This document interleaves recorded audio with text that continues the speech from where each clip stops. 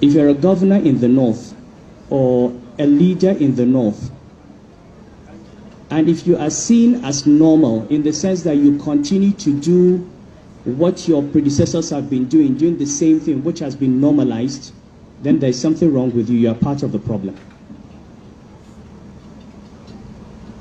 The real change in the north will come from the mavericks, those who are considered mad people,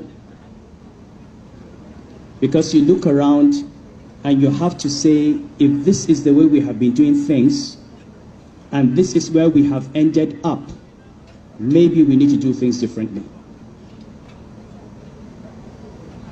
If we have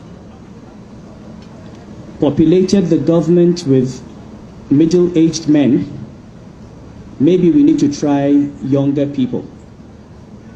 Maybe we need to try women.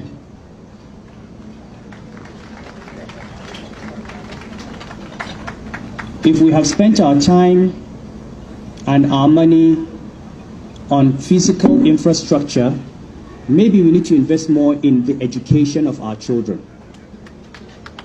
Maybe we need to invest more in nutrition. Maybe we need to invest more in primary health care. And the truth is, if you look at what Nasser is doing in Kaduna with 40% of his budget in education, that is the only thing that is going to save the North. And I know that when we say these things, they don't go down well.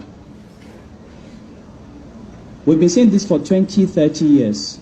If the North does not change, the North will destroy itself. The country is moving on. Quota system that everybody talks about must have a sunset clause.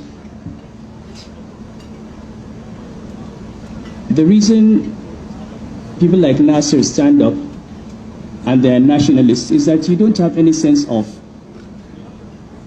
inadequacy. You don't need to ride on being from Kaduna State or being from the North or being a Muslim to get a job. You go with your credentials, you go with your competence, you can compete with any Nigerian from anywhere.